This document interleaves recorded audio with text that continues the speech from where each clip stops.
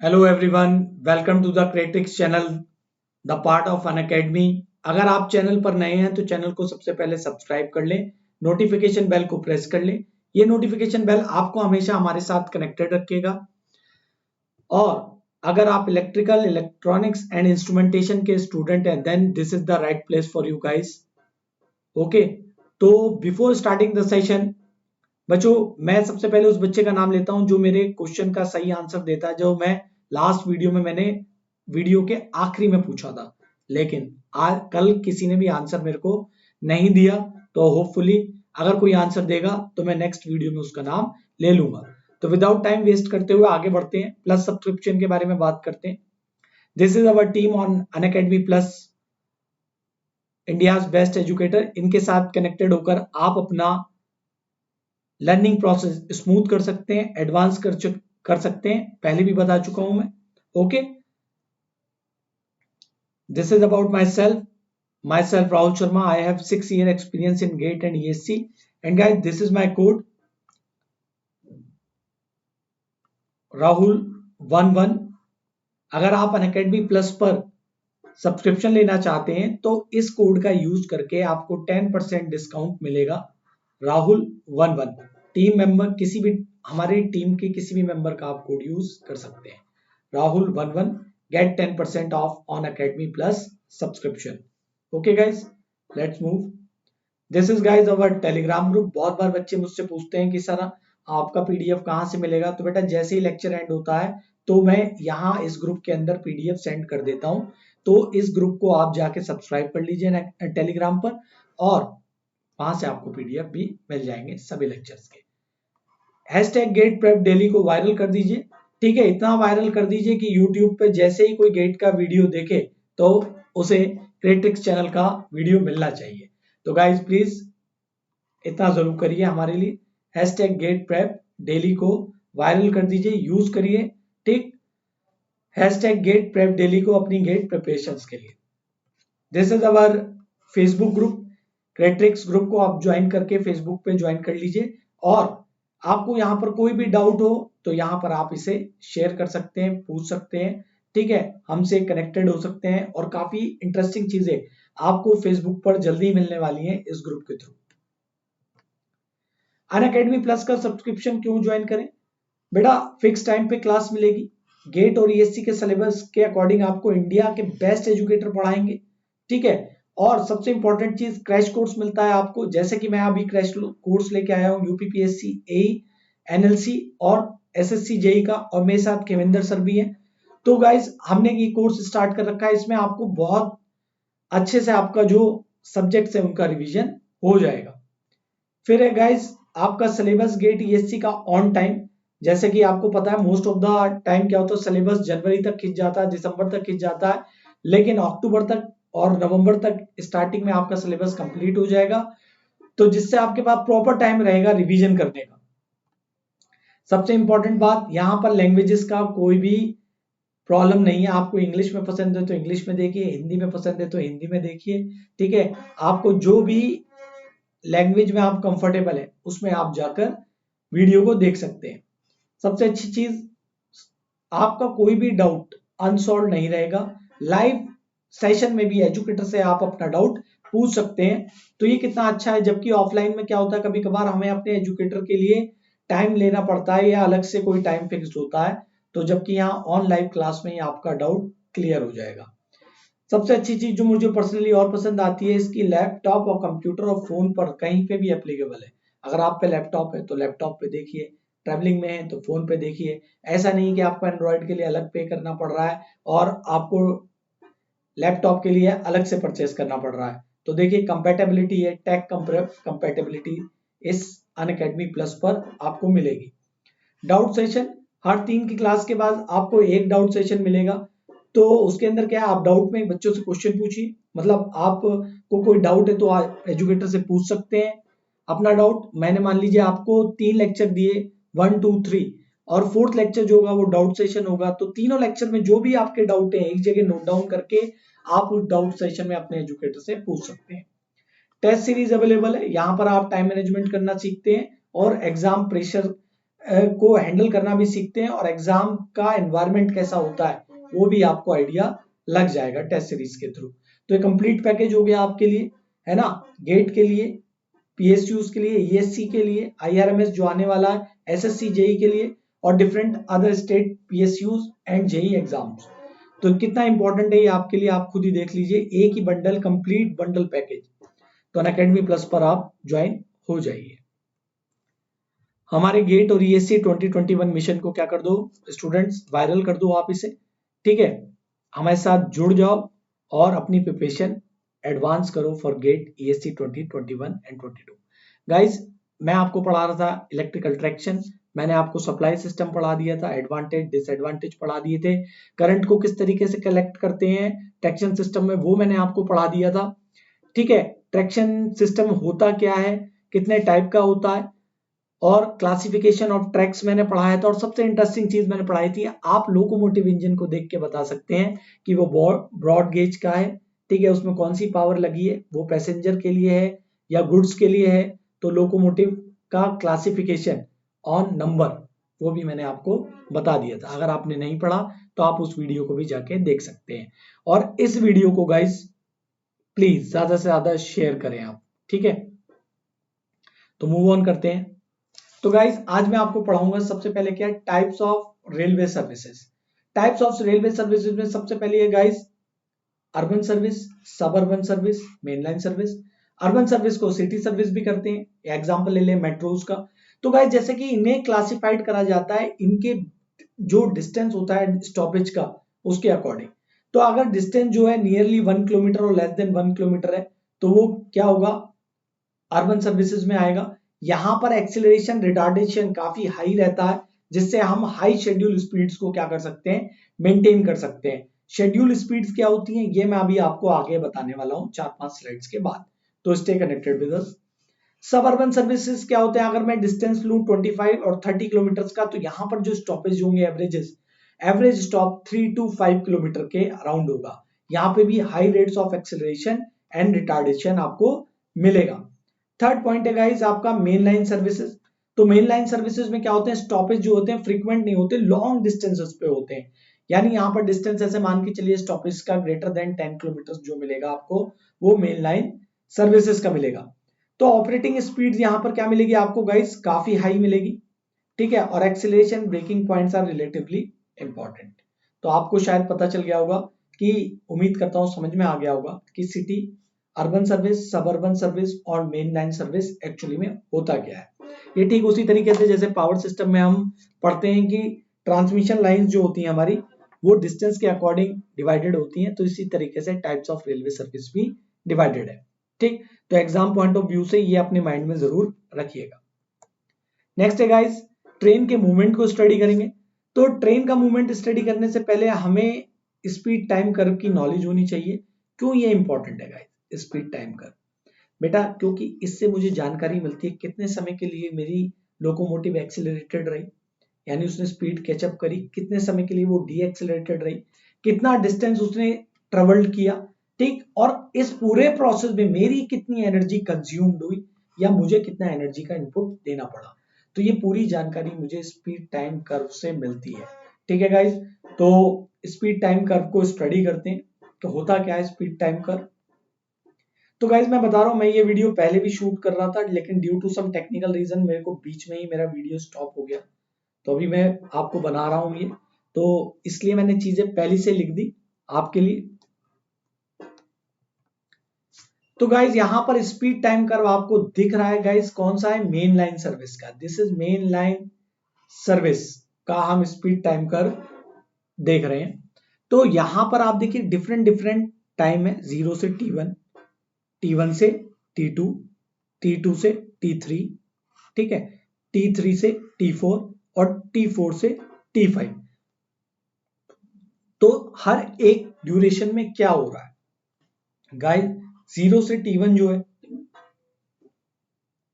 यहां पर आपकी स्पीड इंक्रीज हो रही है, यानी इसे रियोस्टेटिक एक्सेलरेशन कहते हैं। हमें पता है मोटर को हाई स्टार्टिंग करंट से प्रोटेक्ट करने के लिए हम स्टार्टिंग में क्या लगाते हैं, हाई रेजिस्टेंस लगाते हैं, जैसे जैसे मोटर टॉर्क उठा लेती है, स्पीड कैचअप करती है, वैसे वैसे हम यहाँ पर रेजिस्टेंस को कट करते जाएंगे और करंट नियरली मेरा यहाँ क्या हो जाएगा गाइस, कांस्टेंट हो जाएगा, जिससे मुझे क्या मिलेगा यहाँ पर, कांस्टेंट एक्सीलरेशन मिलेगा। देखिए यहाँ पर स्पीड लीनियरली इंक्रीज कर रही है। ओके गाइस, फिर है मेरा ड्यूरेशन T1 से T2 तक का। गाइस इस ड्यूरेशन को मैं कहता हूँ स्पीड कर्व रनिंग। क्या कहता हूँ इसे मैं, स्पीड कर्व रनिंग कर कहता हूँ, क्योंकि यहाँ एक्सीलरेशन ग्रेजुअली अब क्या हो रहा है, डिक्रीज हो रहा है, ये इंक्रीज नहीं हो रहा। It will going to be decrease decrease and decrease. तो यहाँ पर ये जो कर्व मिलता है, इसका ये वाला जो शेप है, it will depend upon the speed torque characteristics of traction motor. आप जिस टाइप की ट्रैक्शन मोटर यूज कर रहे हैं, ये कर्व उसके ऊपर डिपेंड करेगा। तो इसे कहते हैं स्पीड कर्व रनिंग, यानी this is my running time. ठीक है, यहाँ पर एक्सेलरेशन डिक्रीज होता है। अब स्पीड जो है आपकी, वो उस रेट पर नहीं बढ़ेगी जैसे 0 से T1 में बढ़ रही थी। फिर है गाइस नेक्स्ट है T2 से T3 टाइम है। गाइस ये बिल्कुल फ्री रनिंग पीरियड है, यहाँ पर मैक्सिमम स्पीड रीच करती है हमारी जो मोटर है, यानी हमारा जो लोकोमोटिव वो मैक्सिमम स्पीड रीच करेगा, यानी इसके बाद अब स्पीड नहीं बढ़ेगी। मैक्सिमम स्पीड यानी T2 से T3 टाइम तक, सेकंड्स तक मैक्सिमम स्पीड हमने रीच करी है। उसके बाद गाइज आता है T3 से T4, एक कॉस्टिंग टाइम होता है, बड़ा इंटरेस्टिंग टाइम है ये। यहाँ पर क्या होता है, आप हम मोटर को की जो पावर है उसे कट ऑफ कर देते हैं और ट्रेन जो रन करती है वो अपने मोमेंटम पे करती है, क्योंकि हमें पता है इनर्शिया की वजह से गाड़ी एकदम स्टॉप होगी नहीं, सर्टेन डिस्टेंस वो ट्रेवल करेगी। तो वहां पर क्या है, train under they it's run under its momentum की वजह से वो मूव करेगी और धीरे धीरे उस पर विंडेज विंडेज फोर्स लगेगा, फ्रिक्शन फोर्स लगेगा, उसकी वजह से हमारी गाड़ी क्या होती जाएगी, स्टॉप, धीरे धीरे स्टॉप होती जाएगी। तो इस प्रोसेस की वजह से हमारी जो रिड्यूस्ड होगा एनर्जी कंजम्पशन। गाइस जाहिर सी बात है, कॉस्टिंग अगर मैं यहाँ डायरेक्ट ब्रेक अप्लाई कर देता तो मेरी सारी एनर्जी क्या हो जाती, वेस्ट हो जाती। ठीक है, ब्रेकिंग में, लेकिन मैंने कॉस्टिंग पीरियड में लेकर आया हूं गाड़ी को, इसकी वजह से मेरा ओवरऑल जो एरिया अंडर द कर्व है वो क्या हो गया गाइस, रिड्यूस हो जाएगा। तो area under the curve reduce होने की वजह से मेरा एनर्जी कंजप्शन भी क्या होगा गाइस, रिड्यूस्ड होगा। तो आई होप आपको ये चीज समझ में आ गई होगी। फिर है गाइस T4 से T5 का टाइम, ये ब्रेकिंग टाइम है, यानी यहां पर ब्रेक अप्लाई कर दिए गए हैं हमारे लोकोमोटिव पर और ट्रेन को रेस्ट पीरियड पर लेके आए हैं एट पॉइंट T5 पर। ठीक है गाइस, आई होप, उम्मीद करता हूं ये चीज आपको समझ में आ गई होगी अच्छे से। ठीक, नेक्स्ट मूव ऑन करते हैं। अभी तक हमने मेन लाइन कर्व का पढ़ा था, और जबकि हमारे पास सर्विसेज होती हैं 3, तो अब सेकंड सर्विसेज हम पढ़ेंगे सब अर्बन स्पीड टाइम कर्व। तो गाइज अगर इसमें आपको डिफरेंस दिख रहा है तो प्लीज मुझे कमेंट करके बताएं, क्योंकि इसके अंदर एक बड़ा इंटरेस्टिंग डिफरेंस है कि यहाँ पर फ्री रनिंग पीरियड नहीं होता। क्यों नहीं होता, क्योंकि distance between stoppage are less, जो प्रीवियसली मैं आपको बता चुका हूं। तो यहां पर जो है एक इंटरेस्टिंग चीज क्या है, यहां पर फ्री रनिंग पीरियड भी नहीं है, और जो कॉस्टिंग टाइम है एज कंपेरिजन टू दिस, आप देखिए गाइज यहाँ पर कॉस्टिंग टाइम कितना कम है, लेकिन यहाँ पर कॉस्टिंग टाइम बहुत ज्यादा है। यानी गाड़ी एकदम से एक्सिलरेट हुई और जैसे ही मैक्सिमम स्पीड रन लेने वाली थी, उससे पहले स्टॉपेज आ गया, मुझे गाड़ी को कहाँ लेके आना पड़ा, लोकोमोटिव को कॉस्टिंग टाइम में लेके आना पड़ा। तो यहाँ पर कॉस्टिंग टाइम जो है 60 से, आप देख सकते हैं कितना लंबा कॉस्टिंग टाइम है। क्यों कॉस्टिंग टाइम आया, क्योंकि distance between stops are less. तो उसके बाद हमने ब्रेक अप्लाई करा, ब्रेक में आके ब्रेकिंग अप्लाई करने के बाद गाड़ी हमारी, लोकोमोटिव हमारा आके स्टॉप्ड हो गया। ठीक गाइस, तो लॉन्गर कॉस्टिंग बिटवीन स्टॉप्स, तो यहां पर ये चीज सब अर्बन का ये ग्राफ है। नेक्स्ट बेटा सिटी अर्बन, ठीक है, यहां तक मैं पहुंचा था और यहां पर चीज आके स्टॉप हो गई थी। ठीक, तो स्टार्ट करते हैं गाइस। तो यहां पर सिटी और अर्बन सर्विस स्पीड ग्राफ को देख रहे हो बच्चों, यहां देखो आप खुद, यहां पर कॉस्टिंग जो टाइम है वो एज कंपैरिजन टू प्रीवियस वाले से थोड़ा स्टॉप कम है, लेकिन काफी ज्यादा है। लेकिन यहाँ स्टीप कर्व मिलेगा आपको एक्सिलरेशन और ब्रेकिंग में। क्यों, क्योंकि यहाँ डिस्टेंस तो और भी टू शॉर्ट है as comparison to suburban service. ठीक है गाइस, सबअर्बन सर्विसेज की वजह से, तो इसकी वजह से क्या होता है हमारा, देयर इज नो possibility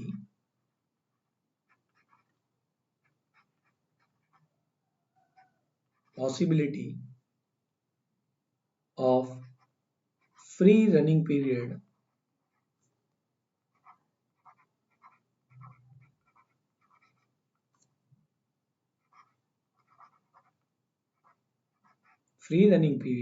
ठीक है। और यहां पर क्या है, जो आपका फ्री रनिंग पीरियड और शॉर्ट कॉस्टिंग टाइम है, short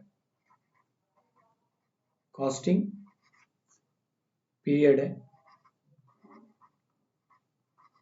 due to this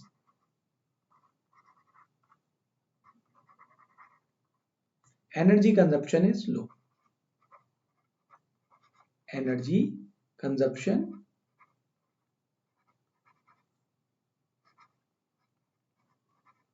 is low. Okay guys, तो ये इंपॉर्टेंट है एग्जाम पॉइंट ऑफ व्यू से। तो ये सारे के सारे ग्राफ आपको पता होने चाहिए, किसमें कॉस्टिंग पीरियड बड़ा रहेगा, किसमें फ्री रनिंग पीरियड नहीं होता, ठीक है, किसमें फ्री रनिंग पीरियड है, ठीक है, कर्व कितने से कितने टाइम में एक्सेलरेट होगा, डी एक्सेलरेट होगा, ये सारे पॉइंट्स गाइज आपको पता होने जरूरी है। आगे चलते हैं, आगे पढ़ेंगे guys crest speed, average speed और schedule speed. Guys crest speed होता है जो मैक्सिमम स्पीड हमारा जो ट्रैक्शन है, यानी जो लोकोमोटिव है, हमारी जो ट्रेन है, मैक्सिमम स्पीड जो अटेन करती है व्हीकल ड्यूरिंग रन, तो वो हमारा होती है बेटा क्रस्ट स्पीड। प्लीज इसे याद रखिए, vehicle during the run is known as crest speed. Second point है गाइज एवरेज स्पीड। अब एवरेज स्पीड क्या होती है, ये आप सभी को पता है कि distance travel between 2 points by actual time, ठीक है, डिवाइडेड बाय एक्चुअल टाइम। वो क्या होता है, एवरेज स्पीड हमें बताता है distance covered between 2 stops divided by actual time. यानी इसका फॉर्मूला हमारा है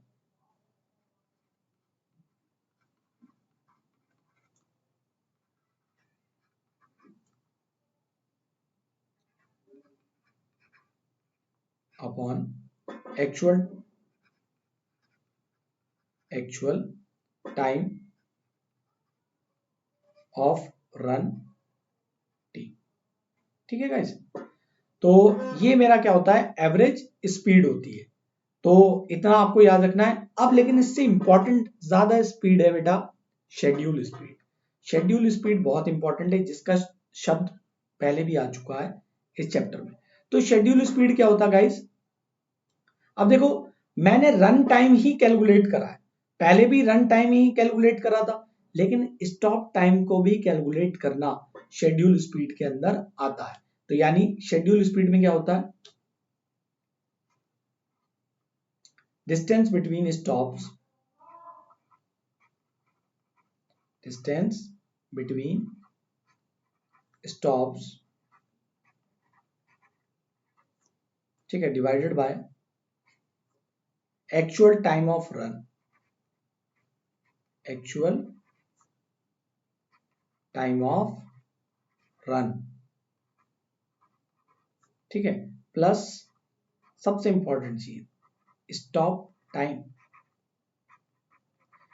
यानी भाई हमारी जो व्हीकल है, ट्रेन है, वो क्या हमेशा रन करती है, नहीं ना, कहीं कहीं प्लेटफॉर्म पे आके रुकती है, कहीं बीच में भी स्टॉप होती है। तो उससे क्या होता है, हमारा स्टॉप टाइम भी तो कैलकुलेट होना चाहिए ना स्पीड को, जिससे हम शेड्यूलिंग कर पाएंगे। शेड्यूल यानी इतने टाइम पे ये गाड़ी आती है, तो उसमें हम उसकी स्पीड ही कैलकुलेट नहीं करते, हम उसके स्टॉपेड टाइम को भी कैलकुलेट करना पड़ता है। एक एग्जांपल लेके बता रहा हूं मैं आपको, हमेशा रनिंग टाइम ही कैलकुलेट करेंगे तो वो तो हमेशा हमें क्या मिलेगा, ज्यादा ही मिलेगा। अब स्टॉप टाइम भी कैलकुलेट करेंगे तो शेड्यूल स्पीड क्या हो जाएगी, कम हो जाएगी, यानी डिनोमिनेटर गया बढ़, ओवरऑल स्पीड गई कम। यानी यहां से एक चीज हमें पता चली कि शेड्यूल स्पीड जो होती है मेरी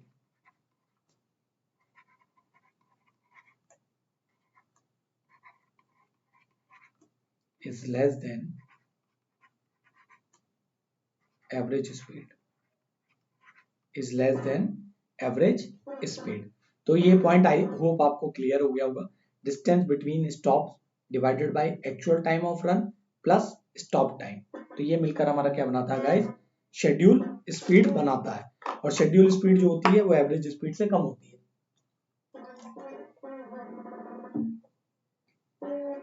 सो मूव ऑन करते हैं। Factor affecting on schedule speed.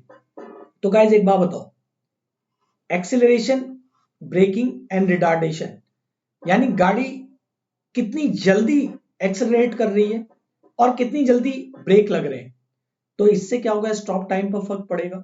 Stop time अगर हमारा चेंज होता है according to effect of acceleration and braking retardation, तो शेड्यूल स्पीड भी चेंज होगी, है ना। इफेक्ट ऑफ मैक्सिमम स्पीड, जाहिर सी बात है, अगर ज्यादा स्पीड होगी तो डिस्टेंस ज्यादा जल्दी कवर हो जाएगा, है ना, तो उसका भी इफेक्ट पड़ेगा शेड्यूल इफेक्ट पे, स्पीड पर। और ड्यूरेशन ऑफ स्टॉप, अगर ड्यूरेशन ऑफ स्टॉप आपका ज्यादा हो रहा है, कम हो रहा है, तो वो तो फैक्टर है ही, फॉर्मूले में मैंने अभी आपको दिखाया। तो ये तीनों पॉइंट जो है बेटा बहुत इंपॉर्टेंट है, इन्हें प्लीज अपने माइंड में रखना कि, और सबसे इंपॉर्टेंट क्या है, ये जो ड्यूरेशन ऑफ स्टॉप है बेटा, it will also depend on acceleration and braking, है ना। तो ये सारा का सारा, या सॉरी, या इस तरीके से समझ लीजिए कि भाई किसी ना किसी भी आपके व्हीकल को कोई स्टॉप टाइम दिया हुआ कि इतनी जगह पे ये रुकना है, तो उससे भी शेड्यूल स्पीड पर असर पड़ता है, ठीक है। तो ये सारे इंपॉर्टेंट फैक्टर हैं जो आपको पता होने चाहिए, क्योंकि एग्जाम में पूछे जाते हैं। आगे बढ़ते हैं guys, simplified speed time curve. अभी मैंने जब आपको स्टडी करा था, बता रहा था, तो मैंने आपको एक बात बताई थी कि ये जो कर्व होता है ये मुझे किस किस चीज की नॉलेज देता है, acceleration, retardation, distance between horizontal axis, कितना डिस्टेंस कवर करा, और कितना एनर्जी का कंजप्शन हुआ। अब कर्व को जो स्टडी, अगर मुझे कर्व का एरिया निकालना है तो मुझे उसे एक स्पेसिफाइड ज्योमेट्रिक फॉर्म में लेके आना पड़ेगा। अब ये वाला जो है कर्व बेटा, ये किसके लिए, ये मेन लाइन के लिए, सर्विस के लिए, आपको पता होना चाहिए, मेन लाइन सर्विस है कि नहीं। ये किसके लिए गाइस, ये मेन लाइन सर्विस के लिए। तो मेन लाइन सर्विस पे हमारा क्या हो गया, ये जो कर्व है ये मेन लाइन सर्विस है, लेकिन मुझे इसका एरिया अंडर द कर्व निकालना है। तो एरिया अंडर द कर्व निकालने के लिए मुझे क्या करना पड़ेगा, मुझे एक इसे ज्योमेट्रिक शेप देना पड़ेगा जहां पे मैं आसानी से एरिया को कैलकुलेट कर सकूं, और मैं इसे शेप देता हूं ट्रेपोजॉइडल, ठीक है। कौन सा देता हूं बेटा,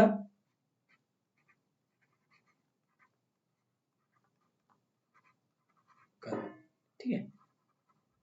ट्रेपोजॉइडल कर्व का मैं यहां पर यूज करता हूं, ठीक है। Acceleration time, retardation time, free running times और एनर्जी कंजप्शन को कैलकुलेट करने के लिए, या मैक्सिमम स्पीड को कैलकुलेट करने के लिए मैं यहाँ पर किस तरीके का, अगर आपसे पूछे मेन लाइन सर्विस के लिए आप किस तरीके का कर्व यूज करेंगे, you will said that directly sir we are going to be use trapezoidal curve, ठीक है, for mathematical calculation. Okay, move on. फिर गाइज यहां पर देखिए, सब अर्बन और अर्बन का भी लगभग हम सेम ले रहे हैं, ठीक है।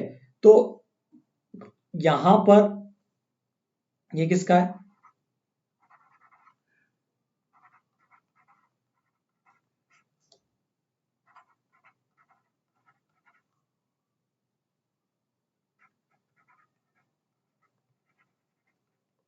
ठीक है। तो यहां पर ये जो मैथमेटिकल फॉर्म लेके आया हूं मैं, ये कौन सी लेके आया हूं, quadrilateral.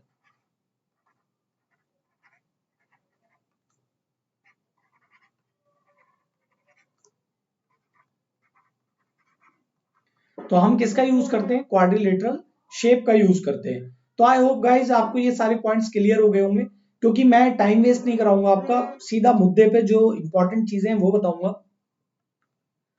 Relationship between principal quantities in trapezoidal diagram. देखो मैंने अभी बताया था कि इससे हमें क्या निकालना, मेन पर्पज है मेरा मैक्सिमम स्पीड मैंने कितना अटेन किया वीएम को निकालना। तो मैं सारे पॉइंट्स बता देता हूं यहाँ पर। अल्फा क्या है, अल्फा जो टर्म्स आएंगी पहले उन्हें बता देता हूं। अल्फा है acceleration during starting,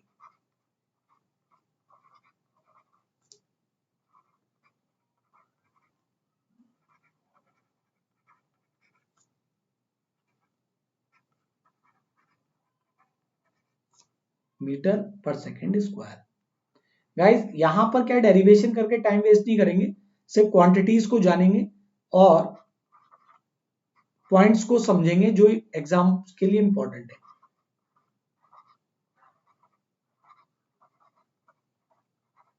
retardation during braking. तो बेटा ये भी क्या होगा, रिटार्डेशन एक्सेलरेशन ही है ना। It will also counted in, है ना, वो नेगेटिव एक्सेलरेशन हो गया। ये सब चीजें आपने 11th में पढ़ी होंगी। This is VM, this is over maximum speed. Maximum speed इसे किस में लेते हैं गाइस, मीटर पर सेकंड में। We are taked in metre per second. After that there is also a term VA. VA will use for average speed, क्योंकि देखिए different different distance को, ठीक है, डिफरेंट डिफरेंट डिस्टेंस पे different different timing है, ठीक है। वीए, वीए हम यूज करते हैं गाइस एवरेज स्पीड के लिए, एवरेज स्पीड, ठीक है। एवरेज स्पीड भी क्या हो गया, डिस्टेंस का मीटर पर सेकंड। नेक्स्ट है गाइस टी1। टी1 क्या है, accelerate time of acceleration, time of acceleration.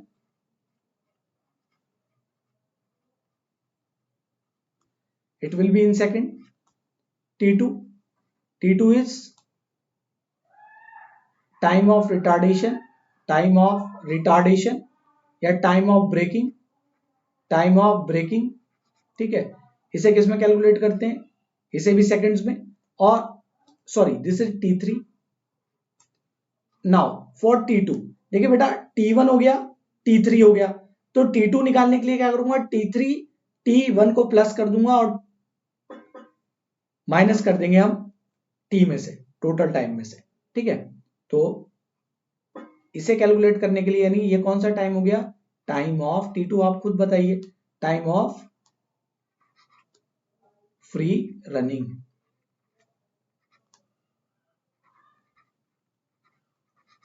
ठीक है, टाइम ऑफ फ्री रनिंग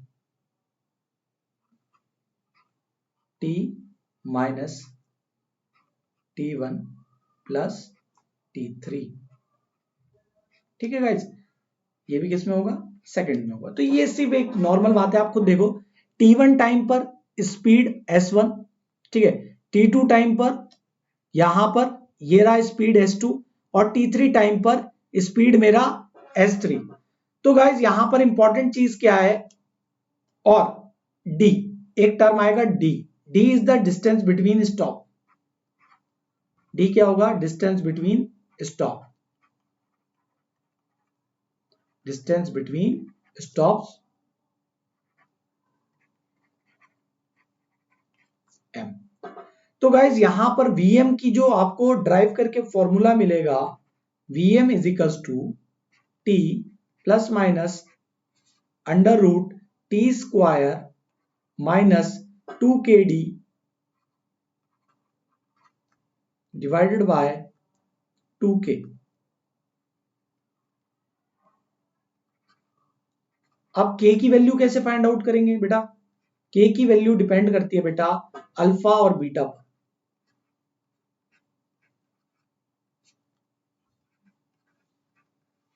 ठीक है गाइज। और अगर K की वैल्यू और भी तरीके से निकालते हैं हम गाइज, इसमें D over Vm square Vm minus upon VA minus का 1, ठीक है गाइज। अल्फा और बीटा की वैल्यू अगर आपको निकालनी हो गाइज, तो अल्फा क्या है मेरा, एक्सीलरेशन कांस्टेंट है, ठीक है, it is Vm upon T1, और बीटा मेरा क्या है गाइज, Vm अपॉन T3। तो उम्मीद करता हूं इतने पॉइंट आपको समझ में अच्छे से आ गए होंगे, ठीक। तो ये सारे के सारे जो फॉर्मूले हैं गाइज, इन्हें आपको अपने माइंड के अंदर याद रखना है, इंपॉर्टेंट है ये सारे के सारे, ठीक।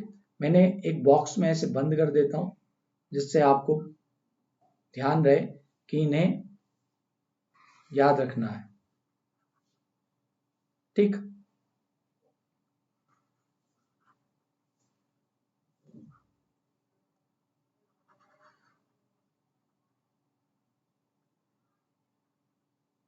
ठीक है, इंपॉर्टेंट है सारे फॉर्मूले, इन्हें इक्वेशंस बना लीजिए चाहे तो। मैक्सिमम स्पीड का फॉर्मूला मिल जाएगा आपको, के कांस्टेंट का फॉर्मूला मिलेगा, के को फाइंड आउट करने के लिए अल्फा बीटा पर वैल्यू डिपेंड है, ठीक है। फिर यहां पर अल्फा की वैल्यू कैसे फाइंड आउट करनी है, बस इतना, मोर देन इनफ, ठीक है। आगे बढ़ते हैं बेटा। अगला किसका है, क्वाड्रिलेटरल। पहला वाला ट्रेपेजॉइडल था, तो यहां पर क्या है, सारी चीजें सेम है, बस कुछ चीजों में डिफरेंस है, वो मैं आपको बता देता हूं, ठीक। यहां पर क्या है, अल्फा क्या हो गया मेरा, यहां पर भी acceleration during starting period,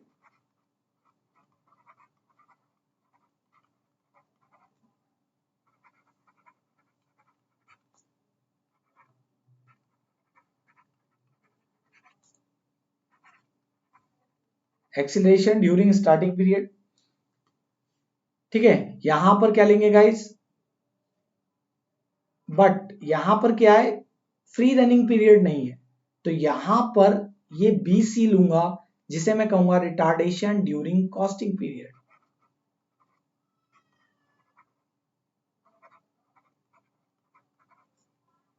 retardation during coasting period, coasting period, ठीक माय डियर। तो ये वाला आपको पता ही होगा, this is our coasting time, this is our braking time. उसके बाद क्या है आपका beta, retardation during breaking,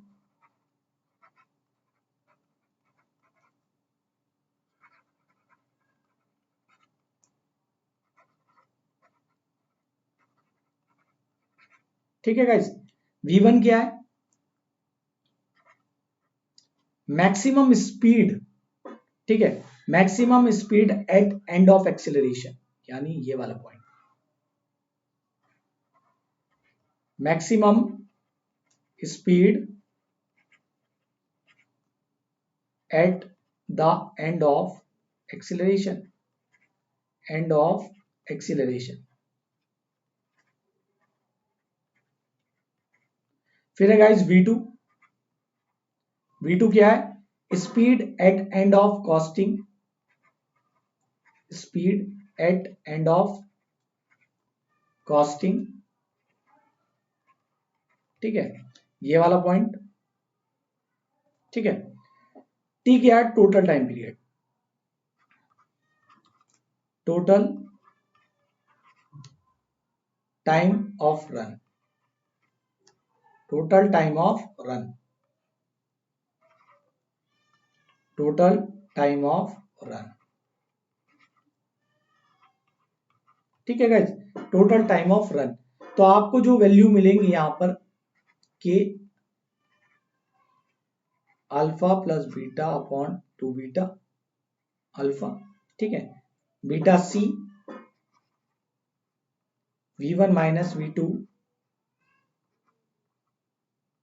divided by T2, और मैक्सिमम स्पीड, ठीक है, V2 की वैल्यू,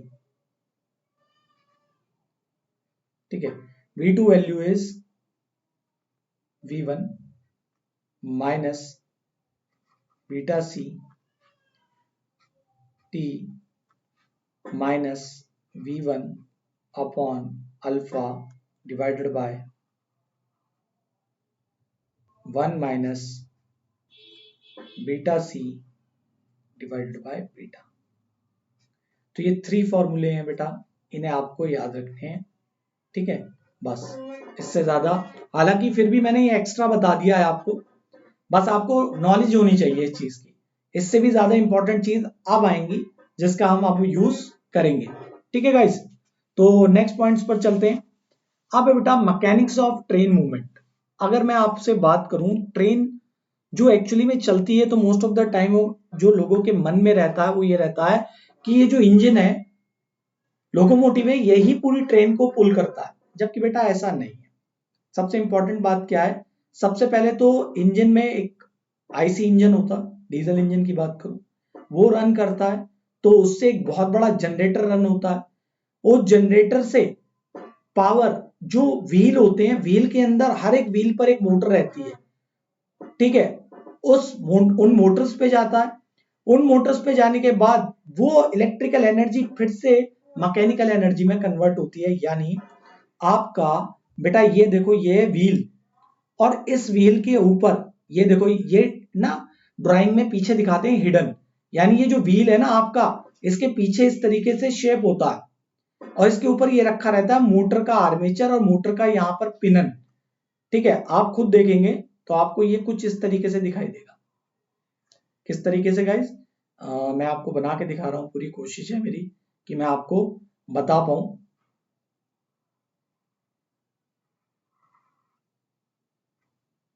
ठीक है, तो इसके ऊपर ये व्हील है और ये जो व्हील है यहां पर इस तरीके से आपके गियर होते हैं। इसके पीछे ये जो ये डैश वाली जो लाइन है ना, ऐसे करके टीथ होते हैं, ठीक है। और इसके ऊपर ये छोटा सा इस तरीके से ये वाला पार्ट ऐसे रहता है, इस पे भी गियर होते हैं। अगर बचपन में आपने खिलौने वाली गाड़ी अगर तोड़ी होगी तो ऐसी चीजें आपने देखी होंगी वहां पर। तो जब इलेक्ट्रिकल एनर्जी इसे मिलती है तो ये रोटेट होता है, और जब ये रोटेट होता है तो ये अपना फोर्स इसे देता है और ये अपोजिट डायरेक्शन में रोटेट होता है और ट्रैक्टिव एफर्ट हमें मिलता है। तो आप खुद देखो बेटा, ये मोटर समझो इस तरीके से रोटेट हो रही थी और ये व्हील किस तरीके से रोटेट हो रहा है, ये हो रहा है क्लॉकवाइज और ये हो रहा है गाइज एंटी क्लॉकवाइज। तो ये जो है मेरा एफ टी है ये, ठीक है, this is my tractive effort, ठीक है। तो इस पॉइंट को अपने माइंड में याद रखना बहुत इंपॉर्टेंट है। तो मैंने ये प्रोसेस आपको बता दिया है। ये जो व्हील है उसमें अब काफी सारी चीजें आती हैं इसमें। सबसे पहले चीज बताता हूं मैं आपको। तो आप समझ गए प्रोसेस, मैंने आपको बता दिया कि किस तरीके से ट्रेन मूव करती है बेटा। पहले इलेक्ट्रिक मोटर मूव होगी, उस इलेक्ट्रिक मोटर की जो मैकेनिकल एनर्जी है, इलेक्ट्रिकल एनर्जी वो द्वारा कन्वर्ट होगी मैकेनिकल में और वो ट्रांसफर होगी व्हील को, किसके थ्रू पिनियन ऑफ मोटर। ये क्या होता है बेटा, इसका राइट शब्द जो है पिनियन ऑफ मोटर,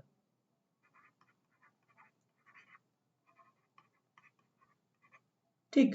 तो आई होप यहां से आपको पता चल गया। अब मैं कुछ इंपॉर्टेंट चीज बता रहा हूं आपको। यहां पर एक चीज आएगी टी। टी क्या होता है बेटा, torque exerted by motor, torque exerted by motor, ठीक है। फिर आता है बेटा इसके अंदर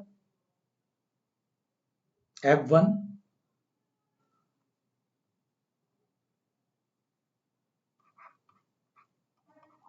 F1 मतलब ट्रैक्टिव एफर्ट,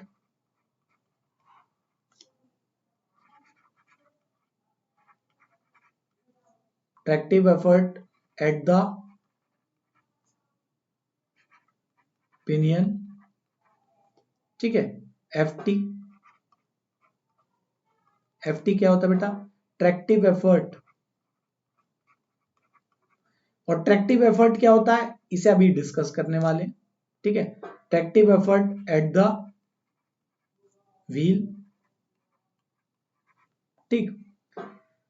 अब यहां पर होता है गामा। ये गामा टर्म जो होती है बेटा, it will represent gear ratio,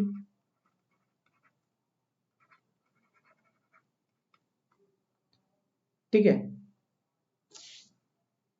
यहां पर ये स्मॉल डी और डी देख रहे हैं आप, इट इज रिप्रेजेंट डायमीटर, ठीक है, ठीक, क्लियर। तो ये बड़ा वाला जो डी है हमारा, it will represent diameter of driving wheel,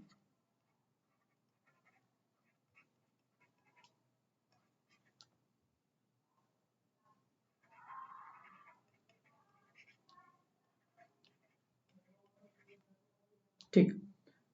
फिर यहां पर डी, डी और small D dash, it will represent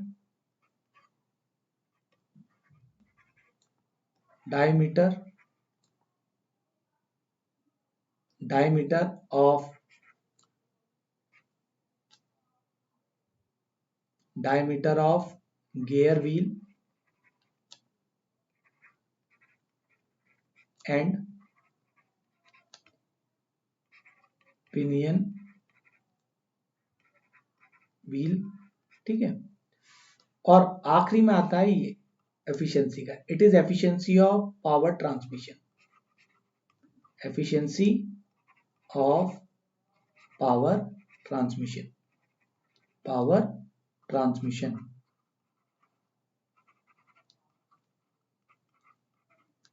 from motor to wheel, from motor to wheel,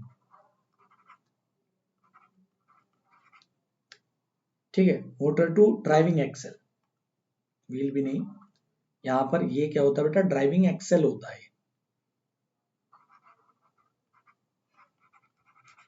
driving Excel, ठीक है। तो यहां पर ये जो एफ होगा, इसका फॉर्मूला आपको याद रखना है, 2 gamma beta T by T, tracting effort equals to 2 gamma beta T by T, ठीक है। तो यहां पर ये क्या होगा, tractive effort travel to driving wheel, तो ये मैकेनिक होती है ट्रेन मूवमेंट की। इट इज, आपको मैंने समझा दिया है प्रोसेस, ये फॉर्मूला इंपॉर्टेंट है, इसे ध्यान में रखिएगा। चलिए आगे बढ़ते हैं। अब गाइस इंपॉर्टेंट है, ट्रैक्टिव एफर्ट को समझने से पहले कुछ 2 पॉइंट्स को समझना बहुत जरूरी है। एडहेसिव वेट, एडहेसिव वेट क्या होता है गाइस, इट अगर it is given by the total weight carried by driving wheel, अब व्हील का अपना वेट, एक्सेल का वेट, ठीक है, गियर का बॉडी स्ट्रक्चर, तो ये पूरा का पूरा जो होगा वेट, यहां पर it's value is W A, x time of W, मतलब ओवरऑल वेट जो होगा, यहां पर डब्ल्यू क्या है, डेड वेट है, और X is the fraction varying from 0.6 to 0.8, ठीक है। तो ये भी एक एक्स्ट्रा वेट होता है, यानी इसका जो अमाउंट है वो डेड वेट का 0.6 टू 0.8 होता है। मान लीजिए अगर 100 है तो एडहेसिव वेट कितना हो जाएगा, 60 टू 80 हो जाएगा, समझ के बाद।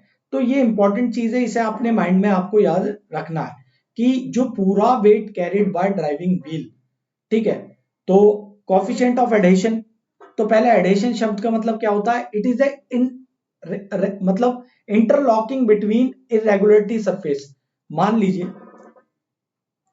इस तरीके से, और ठीक है, इसके बीच में कोई इंटरलॉकिंग हो जाए, तो 2 बॉडीज हैं जो इरेगुलर सरफेस की हैं, उनके बीच में जो पॉइंट ऑफ कांटेक्ट होता है, सरफेस का कांटेक्ट होता है, वो कहता है एडहेशन।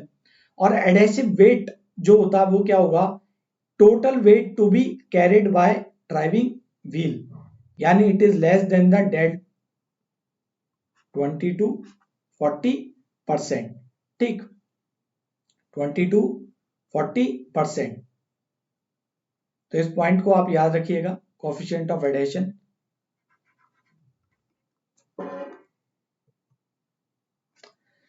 तो बेटा इसकी जो वैल्यू होती है, इसके म्यू की जो वैल्यू होती है, कोफिशिएंट ऑफ एडहेशन की ये जो वैल्यू होती है, इट विल चेंजेस, और ये बहुत इंपॉर्टेंट है। क्लीन और ड्राई रेल के लिए इट्स वैल्यू इज 0.25, और ग्रीसी और रेल्स के लिए इट इज 0.08। मतलब आप समझो कितना इंपॉर्टेंट है ये एडहेसिव वेट, यानी अगर 0.25 है तो ठीक है, अगर 0.08 हो गया तो जो कांटेक्ट है वो क्या हो गया, कमजोर हो गया है, यानी आपकी जो ट्रैक है वो स्लिपरी हो गई है, और व्हील आपका क्या हो सकता है, उतर सकता है। तो देखो इसके लिए बहुत इंपॉर्टेंट चीज आपको याद रखनी है कि जो कोफिशिएंट ऑफ एडहेसिव वेट होता है, यानी कोफिशिएंट ऑफ एडहेशन होता है, किस किस पर डिपेंड करता है।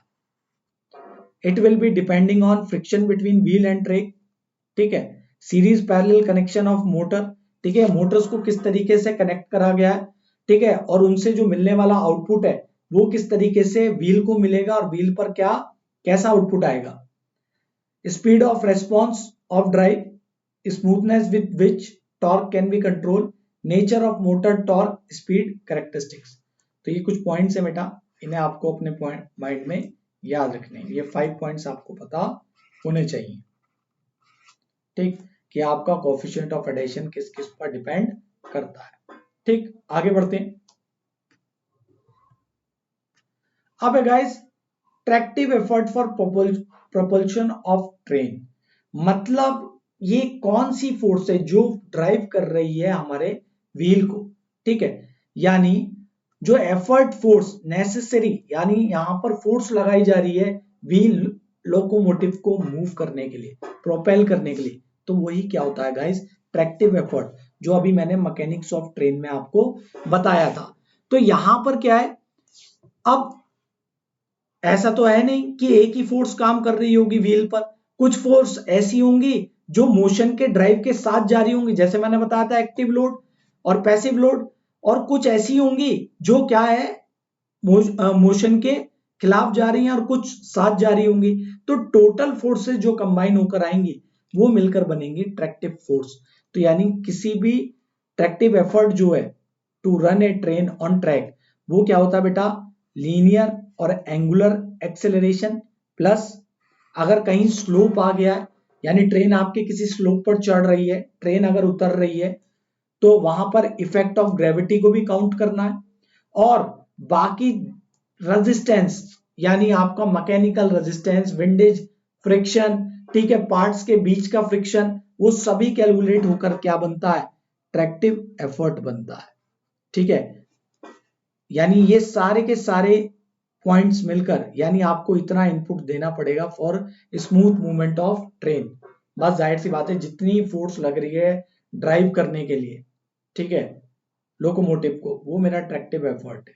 लेकिन अब यहां पर F A, F G, F R को बहुत अच्छे से स्टडी करना पड़ेगा।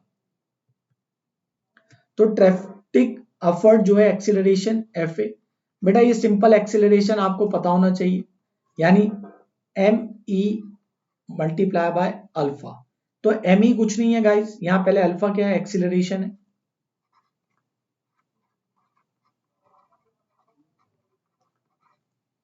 और एम ई क्या है बेटा, ये मास है, ठीक है, it is the effective mass of train. क्या है, इफेक्टिव मास ऑफ ट्रेन जो कितना होता है, अबाउट 8 to 15% होता है, then it's stationery wait.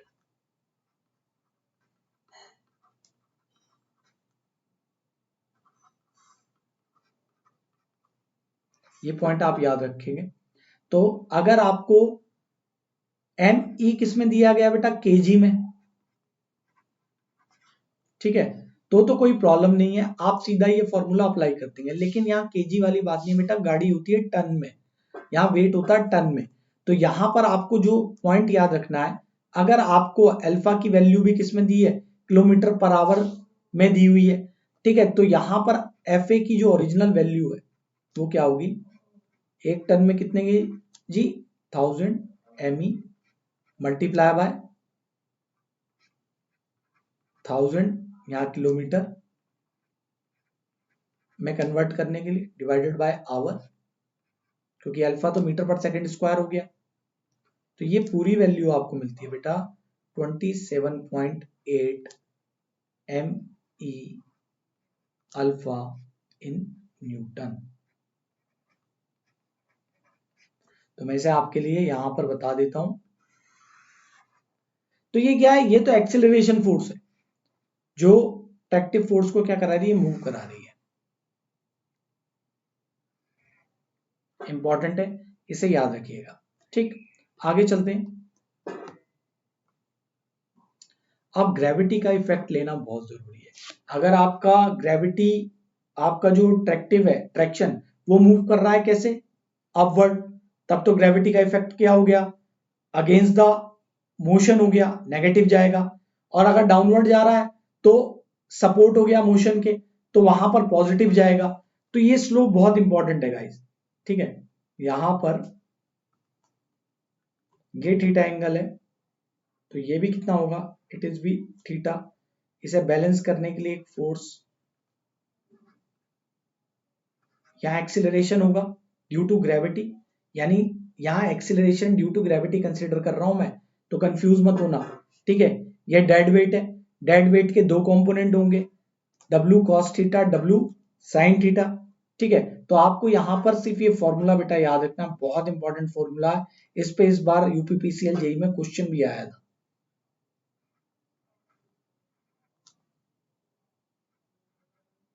mg, अगर ये चीज किस में दी गई है, m in kg, तब तो ये फॉर्मूला है। अदरवाइज m अगर आपको टन्स में दिया गया है, तब आपके लिए फॉर्मूला क्या होगा गाइस, मल्टीप्लाई बाय 9, सीधा याद रखो 98 mg, ठीक है, न्यूटन।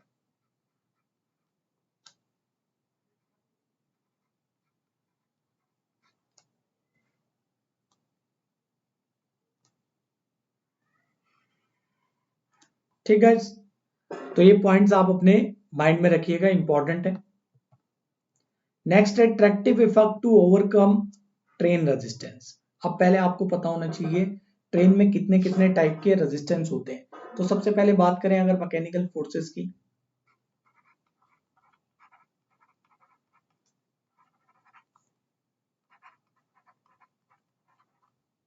तो सबसे पहली तो हो गया इंटरनल रेजिस्टेंस।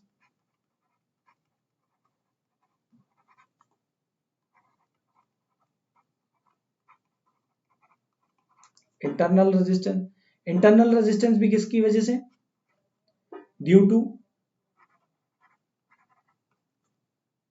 एक्सेल, ठीक है। अंदर कितने सारे हमारे पार्ट्स होते हैं, यानी हमारा क्या हो गया, journals, buffers, all are the mechanical parts. इनके बीच फ्रिक्शन होगा, है ना, गाइड्स, इनके बीच में क्या होगा गाइस, फ्रिक्शन होगा। फिर आपका होगा एक external resistance,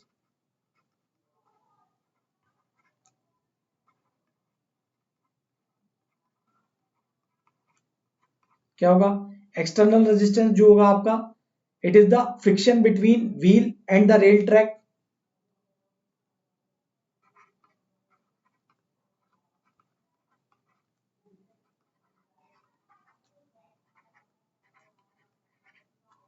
wheel and rail track,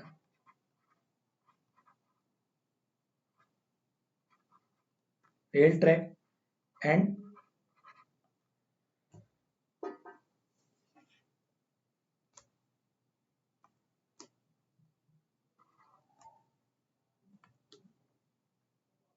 अब यहां पर एक बात याद रखना बेटा, ये जो मैकेनिकल रेजिस्टेंस है आपका, ठीक है, यानी मैकेनिकल फोर्सेस जो लग रही हैं, इंटरनल रेजिस्टेंस प्रोवाइड करा रही हैं, एक्सटर्नल रेजिस्टेंस प्रोवाइड करा रही हैं, it is independent of train speed, ठीक है। ये पॉइंट याद रखना, आपकी स्पीड चाहे कैसी भी हो, कितनी भी हो, ये कांस्टेंट रहेंगे और ये लगेंगे, ठीक है, मशीन पर।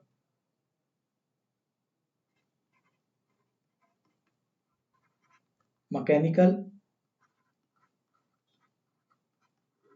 Resistance almost independent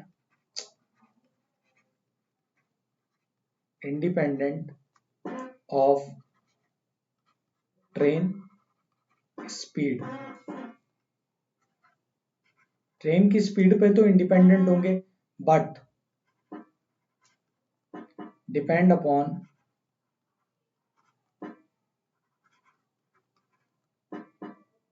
train weight, ठीक है। तो ये पॉइंट्स आपको याद रखना है अपने माइंड में। फिर होता है बेटा एक विंडेज रेजिस्टेंस। विंडेज रेजिस्टेंस, तो विंडेज रेजिस्टेंस क्या होता है गाइस, भाई जाहिर सी बात है जब हम मूव करते हैं तो जो एयर फ्लो होता है वो हमारा रेजिस्ट करता है, और विंडेज रेजिस्टेंस होता है directly proportional to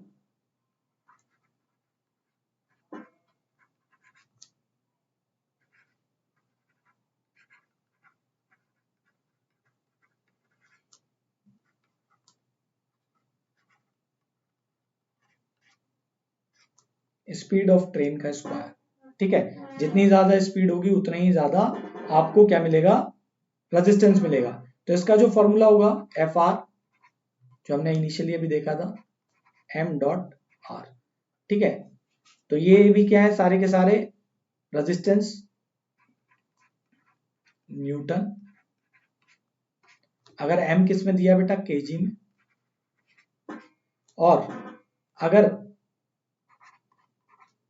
formula is still M R, अगर ये दिया है एम टन में, डॉट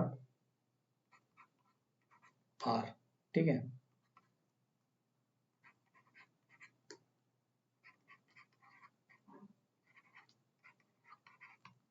तो यहां पर सारे फॉर्मूले हमने देख लिए है ना। सारे फॉर्मूले मतलब एफ टी किसके बराबर हो गया, F A plus minus F G plus F R. ठीक है, प्लस एफ आर। तो यहां एफ ए कितना हो गया गाइस, हमने कितना निकाला था, 277.8 M E alpha plus minus, ठीक है, 98 M G plus M R is in newton. तो आई होप, उम्मीद करता हूं यहां तक आपको सारे पॉइंट्स क्लियर हो गए होंगे। ठीक है, 27। ठीक है, तो यहां तक देखो हमने कितनी इंपॉर्टेंट चीजें हैं उन्हें डिस्कस कर लिया है। अब यहां पर यह एब्रिविएशन लिख लेते हैं कि जो एम होगा उसकी स्टैंडर्ड यूनिट्स होगी टन। ध्यान रखना है आपको ये सब चीजें न्यूमेरिकल में, किलोमीटर पर आवर। ठीक, जी जो होगा वो होगा मीटर पर 100 ऑफ ट्रैक ऑफ लेंथ।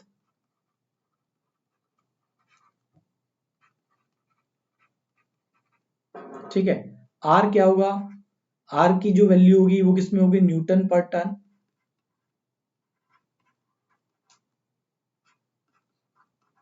ठीक है, इसलिए आखिरी वाले फॉर्मूले में क्या नहीं करा, कुछ 1000 से मल्टीप्लाई नहीं करा, इस बात का ध्यान रखना। पॉजिटिव होगा ये फॉर्मूला, पॉजिटिव एफ जी के लिए पॉजिटिव का भी यूज करेंगे जब मोशन क्या होगा। ठीक है, वो भी जी, कौन डिपेंड करेगा, जी। Positive motion up the gradient, यानी आपका जो स्लोप होगा अगर वो अपवर्ड मोशन में है, नेगेटिव वाला डाउनवर्ड,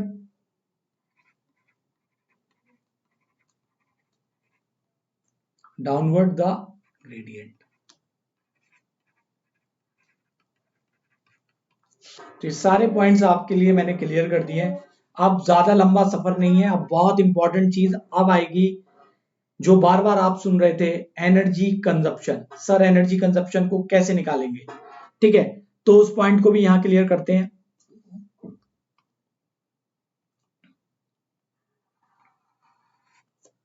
स्पेसिफिक एनर्जी कंजप्शन, बेटा ये जो स्पेसिफिक एनर्जी को कंजप्शन होता है, it is defined as the total energy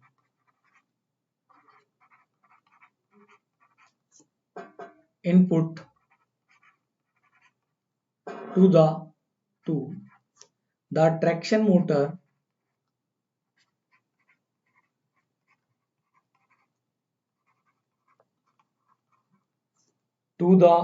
traction motor from supply।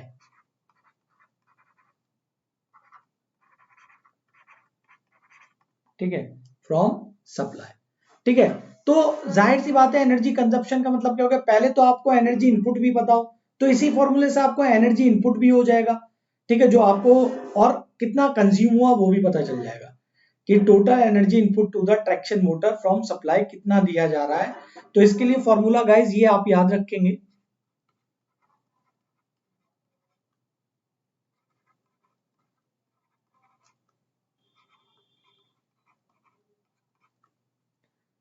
Output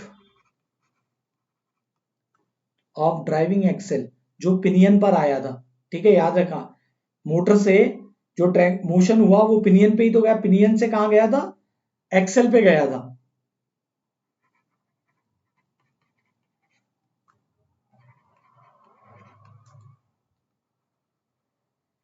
divided by power transmission from motor multiply by power transmission from gear, ठीक। और इसका एक और फॉर्मूला भी होता है guys, specific energy output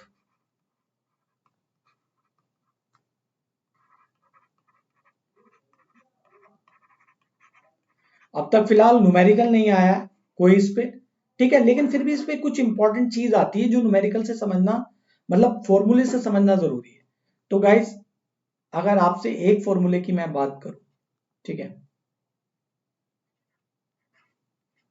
specific energy consumption के बारे में, तो it is equal to 0.01072 maximum speed का square divided by zeta D dot M E divided by M plus 27.25 G D dash, ठीक है, sigma D plus 0.2778 R D dash divided by D watt hour per ton, यहां confuse मत होना guys, ton per kilometre dash kilometre. तो guys ये वाला जो term है ना, अगर मैं आपको इसके अंदर से पूछे कोई आपसे कि हमें स्पेसिफिक एनर्जी आउटपुट निकाल के बताओ, तो बेटा ये जो सिग्मा है इसकी वैल्यू को आप क्या कर देना, इसे हटा देना। अगर आप इसे हटा देते हैं तो ये खुद ब खुद ही आपका क्या हो जाएगा, ठीक है, आपका ये खुद ब खुद ही वैल्यू, चलो रहने देते जो चीज, ठीक है। और यहां पर बेटा जी है, मान लो आपका हर जगह तो स्लोप होगा नहीं, if there is no slope तो आपका जी की वैल्यू कितनी होगी बेटा, 0। तो कौन कौन सी टर्म रह जाएंगी, ये वाली टर्म और ये वाली टर्म, तब आपका ये क्या हो जाएगा, it is equal to 0.01072 Vm square T dot M E upon M plus 27.25 G, sorry G तो 0 हो गया हमारा,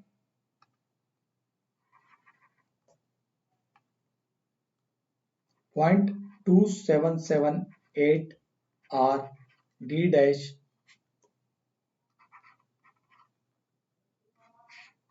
ठीक है, ये होगा। तो गाइस यहां पर जो सारे पॉइंट्स हैं मैंने आपको बता दिए, यूनिट वही रहेगी। अब इतना बड़ा फॉर्मूला सर ये आएगा एग्जाम में, ये पता नहीं क्या पढ़ा दिया आपने, जरूर ये फॉर्मूला ना पूछे, इस पे न्यूमेरिकल ना आए, हो सकता है, ये भी हो सकता है, लेकिन इसके ऊपर कुछ इंपॉर्टेंट चीजें हैं जो मैं यहां पर डिस्कस करूंगा आपके साथ, ठीक है। सबसे पहले कुछ चीजें समझ लेते हैं बेटा, यहाँ पर कुछ पॉइंट्स बता देता हूं मैं आपको कि डी क्या है। यहाँ पर देखो सारे पॉइंट्स मैं बता चुका हूं, ये मैक्सिमम स्पीड है, ये इफेक्टिव मास है, ये मास है, और ये जो सिग्मा आया है ये इन दोनों को मल्टीप्लाई करके यहां ये वैल्यू आ गई है, ठीक है। लेकिन डी और डी डैश बता देता हूं, distance traveled in direction of attractive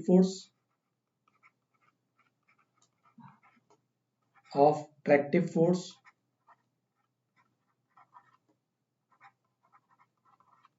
और d डैश क्या है, कितने समय के लिए टोटल डिस्टेंस के टाइम पावर ऑन रहती है, टोटल डिस्टेंस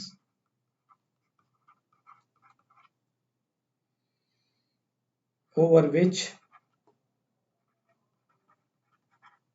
पावर ऑन। तो ये 2 पॉइंट आपको बच्चे याद रखते हैं, बहुत इंपॉर्टेंट है। लेकिन इस पे क्वेश्चन क्या बनता है कि ऐसे कौन से फैक्टर हैं जिस पे स्पेसिफिक एनर्जी कंजप्शन डिपेंड करता है, आओ उसे डिस्कस करते हैं। तो सारे के सारे बता दिए मैंने आपको, फॉर्मूले से ही पता चल जाएंगे। Distance between stops, acceleration, retardation, maximum speed, type of gear and equipment, वही पावर ट्रांसमिशन, और ट्रैक कॉन्फ़िगरेशन। ठीक है, ट्रैक का कॉन्फ़िगरेशन। तो इस सारे पॉइंट्स मैं आपको यहां पर बता चुका हूं, ये पॉइंट आपको पता होने बहुत जरूरी है। दूसरी बात, स्पेसिफिक एनर्जी कंजप्शन की value for suburban services is 50 to 75। देखो कितना आपको आउटपुट इनपुट देना पड़ रहा है, वाट आवर पर टन किलोमीटर। ठीक, और फॉर मेन लाइन सर्विस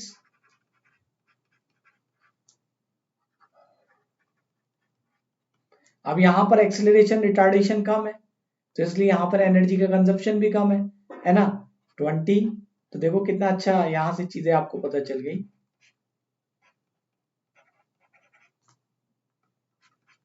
ये एग्जाम में चीजें पूछी जाती है, बहुत इंपॉर्टेंट है, मैं इस पे पर्सनली इंपॉर्टेंट मार्क कर रहा हूं। ठीक, तो आई होप ये सारे के सारे पॉइंट्स बेटा मैंने आपको करा दिए कंप्लीट, जितना एग्जाम में आता है।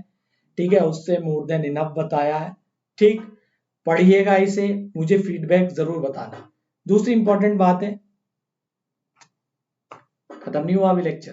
ठीक है, this is our locomotive diagram. देखो गाइस, ओवरहेड ट्रांसमिशन लाइन है, पेंटाग्राफ आइसोलेटर से आता है, सर्किट ब्रेकर है, फिर इंसुलेटर से, ये किस में जाता है, ट्रांसफार्मर में, स्टेप डाउन होता है। यहां पर हमें क्या मिलता है, ये डायग्राम, ये स्टेप डाउन ट्रांसफार्मर है। ठीक है, तो यहां पर हमें क्या मिलता है, एसी आता है, यहाँ it will converted into DC, और फिर यहां पर ये हमारा एक एसी इलेक्ट्रिक लोकोमोटिव का डायग्राम है गाइस। ठीक, तो यहां पर ये पेंटाग्राफ के बारे में सब चीजें बता चुका हूं मैं आपको। ओवरहेड कंडक्टर, ठीक है, कितना इसमें वोल्टेज रहता है, 25 kV at supply frequency. Pantograph क्या काम करता है बेटा, करंट को कलेक्ट करने का काम करता है, माउंटेड होता है लोकोमोटिव के ऊपर। ठीक है, सर्किट ब्रेकर काम का क्या होगा, एज प्रोटेक्टिव इक्विपमेंट की तरीके से काम करेगा, किसी भी एबनॉर्मल कंडीशन में सर्किट को ऑन और ऑफ कर देगा। ठीक है, क्लियर। और ऑन लोड टैप चेंजर है। ठीक है, इससे क्या करेंगे, जो इनपुट साइड है वहां से वोल्टेज को वेरी कर सकते हैं हम। ठीक, और ट्रांसफार्मर जो है उस स्टेप डाउन करेगा लाइन वोल्टेज को, कहां से, इतने से इतने तक। ठीक है, to run the voltage traction motor. तो ये तो नॉर्मल चीजें आपको पता है। ठीक है, फिर भी मैंने एक ओवरव्यू आपको दे दिया है। अनअकैडमी प्लस का सब्सक्रिप्शन कैसे लेंगे गाइस, ये इस पे बात करते हैं। और अभी मैं एक क्वेश्चन पूछूंगा, वो आपको कमेंट में बताना होगा। ठीक है, फिर गेट और एसी गोल को आप सिलेक्ट करें, सब्सक्राइब बटन को प्रेस करें। सब्सक्रिप्शन कितने साल का लेना है आप खुद डिसाइड करें। 2 year if you are the student of 3rd year, सीधा अपना रिवीजन करो, पूरा सिलेबस पढ़ो, 4th ईयर में रिवाइज करो, फाइनल अपेयरिंग में पेपर दो, क्रैक करो और निकलो। ठीक है, मेरा code Rahul 11, Rahul 11 code use करके आपको 10% डिस्काउंट मिलेगा। अगर आप मेरा कोड यूज करते हैं तो आप डायरेक्टली मुझे सपोर्ट करते हैं, मेरे एफर्ट को सपोर्ट करते हैं। क्लिक करें पेपर, EMI ऑप्शन भी यहां पर अवेलेबल है। अब बेटा आज का सवाल सिर्फ एक दूंगा कि एनर्जी कंजप्शन जो होते हैं, स्पेसिफिक एनर्जी कंजप्शन कौन कौन से फैक्टर पर डिपेंड करते हैं, कमेंट में करके बताइएगा। मैं उस बच्चे का नाम लूंगा अपने नेक्स्ट वीडियो में। तो आज का सिर्फ एक सवाल, तो मैं समझ जाऊंगा आपने चीजें सीख ली हैं। एक मिनट गाइस, क्या हो गया यार, ये सॉरी गाइस। तो यहां पर thank you so much guys, take care, be kind to each other, एक दूसरे की हेल्प करें और सब्सक्राइब करें क्रिटिक्स चैनल को, वीडियो को ज्यादा से ज्यादा सपोर्ट करें और ज्यादा से ज्यादा अपने दोस्तों के साथ शेयर करें। Thank you so much guys.